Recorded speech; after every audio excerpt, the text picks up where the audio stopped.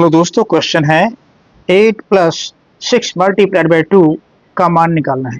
इसको हमें सिंप्लीफाई करना है। तो दोस्तों, ज़्यादातर विद्यार्थी इसे कैसे सॉल्व करते हैं, पहले हम वो देखते हैं।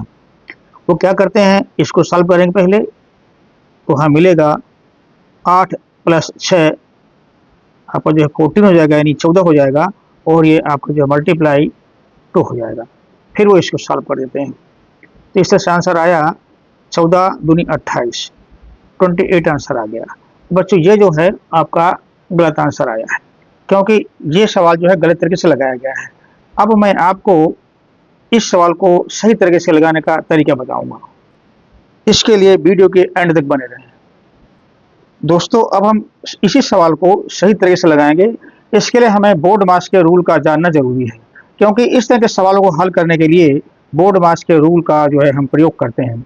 मैंने यहाँ लिख लिया है BODMAS, यानी बोर्ड मास, जहाँ B फॉर ब्रैकेट होता है, O फॉर ऑफ या का होता है, D फॉर डिवाइड होता है, M फॉर मल्टीप्लिकेशन होता है, A फॉर एडिशन तथा S फॉर सब्ट्रैक्शन होता है। इन चिन्हों को हम सवाल के अंतर्गत ऊपर से नीचे क्रम में हल करते हैं। यानी कि सर्वप्रथम इसे हल करेंगे, फिर इसे हल करेंगे, फिर इसे हल करेंगे, फिर इसको, लास्ट में इसको हल करते हैं। तो हमने क्वेश्चन को नोट कर लिया है। अब देखते हैं, यहाँ पे हम ब्रैकेट ढूंढते हैं। इस सवाल में ब्रैकेट है कि नहीं है। हम देखते हैं कि यहाँ ब्रैकेट नहीं है, अतः इसको जो है हम जो है छोड़ देंगे, आगे बढ़ जाएंगे। अब देखते हैं ऑफ या का। अब इसको यहाँ ढूंढते हैं, इस सवाल में कहीं है क्या।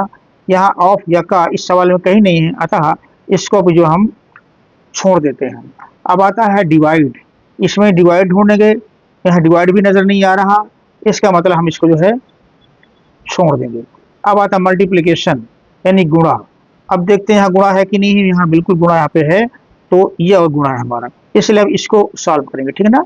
इसको सॉल्व करने के हमें क्या मिलेगा, 8 ज्यों का त्यों आ गया, ये प्लस ज्यों का त्यों आ गया।